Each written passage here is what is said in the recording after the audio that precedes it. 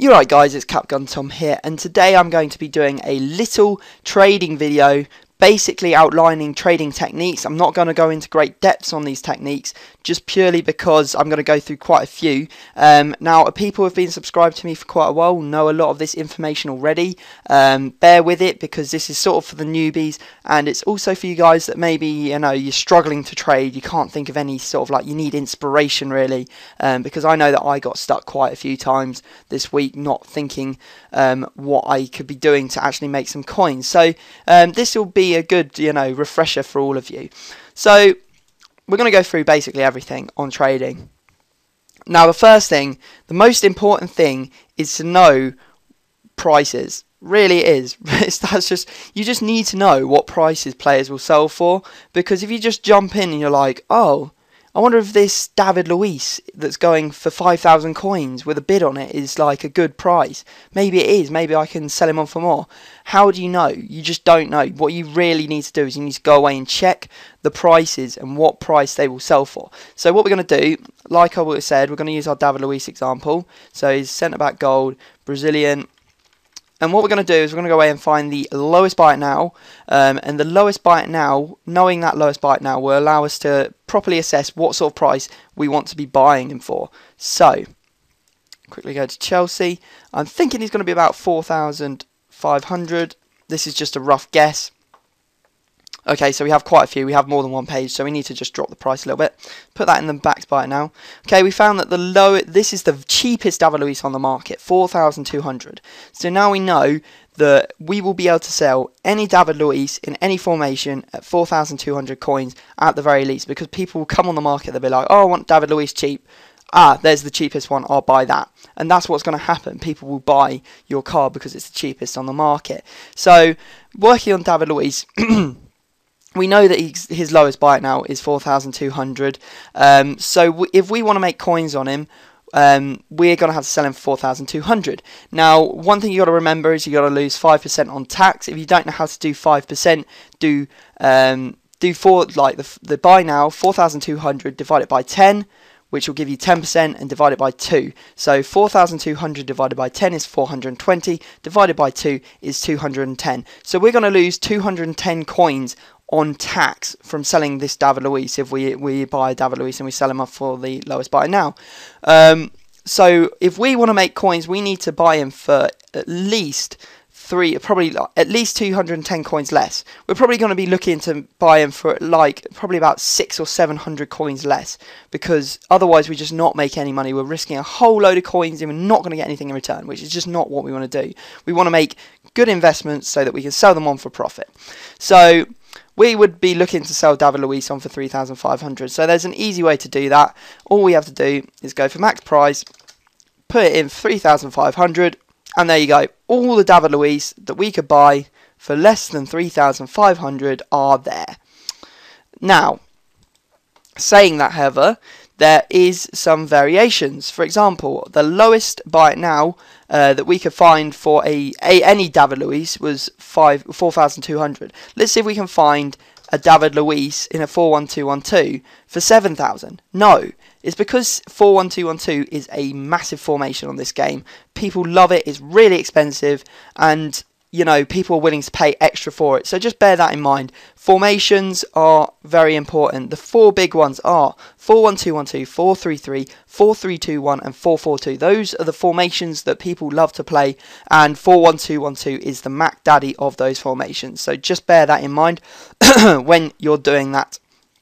So now we know how we're going to list up players, we know how we're going to buy players. I'm going to show you some other places that you can exploit, because everyone loves trading, you know, players, and gold players can occasionally be quite difficult. So what I'm going to say is go away and look at the silver and bronze market, I beg you, because you can make so much money there. People just don't realise you can buy a player quite easily on open bid for 1,000 and probably sell him on for 3,000 quite a lot of the time, and that's like 3 times the amount of coins you're investing and you're getting back. So really is an excellent way to make a lot of money. And some people are like, oh yeah, silver players are rubbish because you just can't, you know, trade with them because they're, you know, silver, they're not gold. Gold are the best. But because silver packs are very rarely open, they're a lot rarer, same with bronze cards.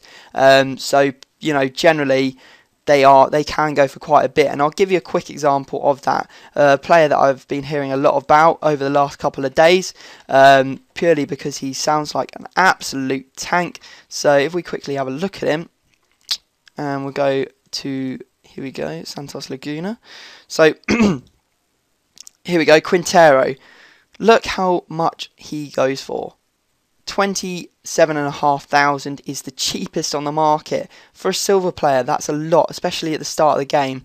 I mean, that is a lot. That is a heck of a lot of money for a silver player. And, you know, occasionally you might see one that drops through for like 10k just because people don't check up on it that much. Now, Quintero is probably not the best example, but there are other ones out there, less well known, that, you know, will eventually get hyped up when they're found out to be really good. So if you can grab a couple of them, then you're in golden, basically. You're going to make a lot of coins. Okay, another one. Right, everyone loves buying packs. Who doesn't? It's a lot of fun. I mean, it's frustrating a lot of the time when you get nothing, but it is a lot of fun to open packs. Now, gold packs. At the moment, you can make coins on gold packs, I won't lie, because all the players are selling for so much more than they're really worth, just because there aren't many on the market, and no one can actually buy gold packs with real money at the moment, because you can't do that until the actual game is released. So, you know, gold packs are rarely opened at the moment. Everyone wants those gold players for their opening team, basically. And, you know, they will pay through the butt for them. But eventually they'll become really common on the market and you won't be able to make money. Silver packs, you can just about grind a profit off them. Don't take my word for that, because it can be a bit dodgy.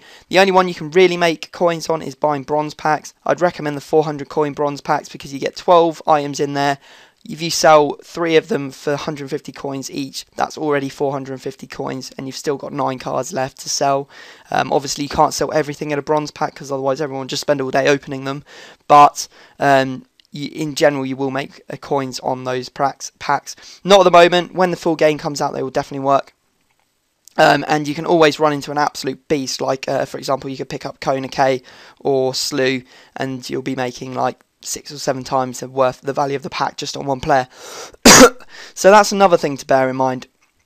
The last thing I'm going to go through is the rest of the market. Now, we've done players and we've looked at packs. Now, like I said, knowledge is key. So you see there's a whole load of different things left over. So there's kits, there's staff, there's training, there's development, stadiums, and it is quite easy to make money in these areas because people generally don't like to trade with them. I'll show you what I mean, because I did this yesterday. So I went for managers, gold ones, and basically went through, listed down the price that every single manager would sell for, on a buy now. I went and found the lowest buy now for each player. All I did was, each manager, all I did was went through and waited until I found one of the managers and write down when I found them, like what they sold for. I mean, if you look here, yesterday I was buying these for about, Romalo's for about 500 or 600 coins, selling them for 12k. This one's already got a current bid of 1500. And you can actually find some really good bargains. I mean, this one, you could probably sell him on for quite a bit more. I might put a bid on him there and try and sell him on for like 1,000 coins, because, you know, Spanish managers are going to be quite popular.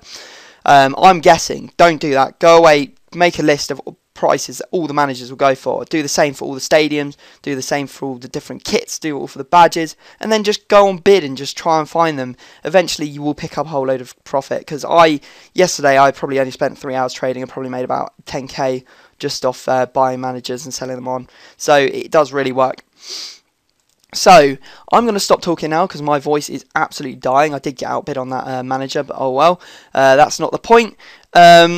Please go away and learn from what I've said. If you could leave this video a like, that would be brilliant. I will be making more in-depth, like really in-depth, showing you how and which players that really work for these trading methods in a later date. Just so you know, because I know that I went through it quite briefly, but I went through quite a few just, you know, to really enlighten everyone on what you can do and what you can't do.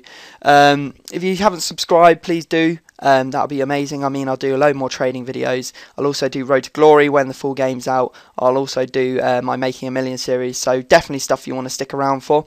And if you can think of any video ideas that you'd like me to do, then please do shove them down in the comments. And I will leave it there. Thanks for watching, and I will see you all next time.